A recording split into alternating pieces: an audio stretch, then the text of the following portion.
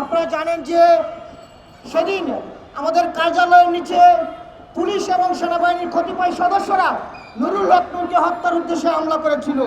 সেই হামলাকে কোনো ছোট করে দেখার সুযোগ নাই, বিচ্ছিন্ন কোনো ঘটনা হিসেবে দেখার সুযোগ নাই।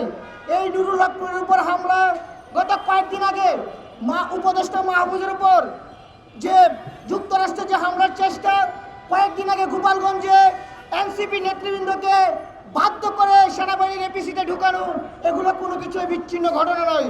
প্রত্যেকটি ঘটনার পিছনে জড়িত রয়েছে পতিত স্বৈরাচার হাসিনার দূষররা। শেখ হাসিনা পালিয়ে গেছে, তাদের এমপি মন্ত্রীরা পালিয়ে গেছে, কিন্তু তাদের যারা দূষর রয়েছিল তারা কিন্তু এখনো প্রশাসনে সচিবালয়ে রয়েছে। তারা সুযোগ পেলেই গণঅভ্যুত্থানের শক্তিকে আঘাত করার চেষ্টা করে। আপনারা দেখেছেন নুরুল হক নূরকে কিভাবে হত্যার উদ্দেশ্যে সেদিন হামলা করা হয়েছিল। সেই হামলার আজকে 20 দিন পেরিয়ে গেছে, এখন পর্যন্ত সেনাবাহিনীর কোনো সদস্য কিংবা পুলিশ সদস্য কারো বিরুদ্ধে ব্যবস্থা নেওয়া হয়নি। সরকার একটি আয়োজ করার জন্য তদন্ত কমিশন গঠন করেছে, আমরা সেটাকে ইতিবাচক হিসেবে দেখছি।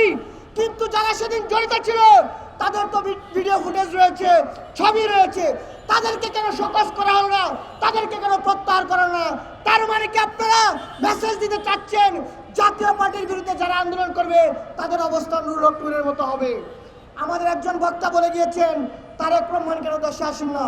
এই নুরুল হক নূরের উপর এই হামলার ঘটনায় কিন্তু অনেকটা স্পষ্ট হয়ে গেছে তারেক রহমান কেন দেশে আসেন না। 111-এর সময় এই সেনাবাহিনীর সদস্যরাই কিন্তু তারেক রহমানকে কিভাবে পিটিয়েছিল আপনারা নিশ্চয় জানেন। তারেক রহমান নিজেও এখন এই দেশে আসার জন্য নিরাপত্তা নিশ্চিত মনে করতে পারেন না, যার কারণে তিনি কিন্তু এখনো দেশে আসছেন না। অন্যান্য রাজনৈতিক দলের নেতাদেরকে বলবো, আজকে নুরুল হক নূরকে পিটিয়েছে, কালকে পরশু যে আপনাদেরকে পিটাবে না তার কিন্তু কোনো নিশ্চয়তা নাই। সুতরাং আপনাদেরকে ঐক্যবদ্ধ হতে হবে। নুরুল হক নূরের উপর যারা হামলা করেছে তাদেরকে বিচারে মুখোমুখি করতে হবে।